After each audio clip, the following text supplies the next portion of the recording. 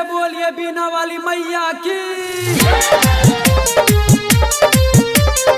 Music by Vikesh भोजपुरिया। बीना वाली मैया है बीना वाली माँ, बलकाते अपना देखावा तेरे माँ। हर साल दुआरा पर मुराती तोहरा बैठाइबा हे मैया, सालो सालो दुआरा पर मुराती तोहरा बैठाइबा हे मैया। जानो हमर होही जैता पास त चुनारी चढ़ाइबा हे मैया, होई जैते जानो हमर पास त चुनारी चढ़ाइबा हे मैया।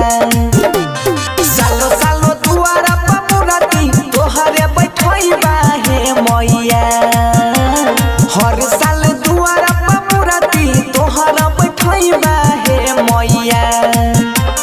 होई जैते रनिया पास त चुनारी चढ़ाइबा हे मैया, जान हमर होई जैता पास त चुनारी चढ़ाइबा हे मैया।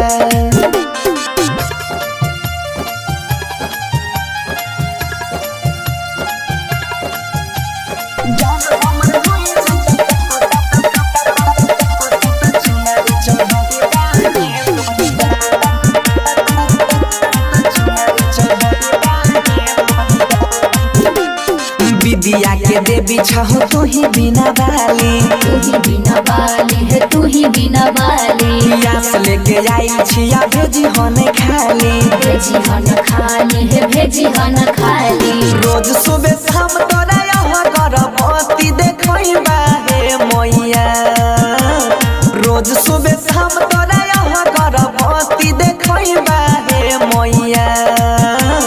जानो हमर होई जैता पास त चुनारी चढ़ाइबा हे मैया, होई जैता जानो हमर पास त चुनारी चढ़ाइबा हे मैया।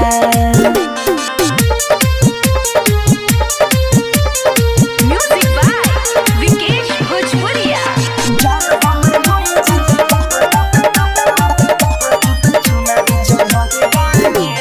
श्रद्धा से मैया लगैने छिया आस हे, लगैने छिया आस है लगैने छिया आस है। तोरी हाने हमारा तहु विश्वास है, ताहु विश्वास मैया ताहु विश्वास है।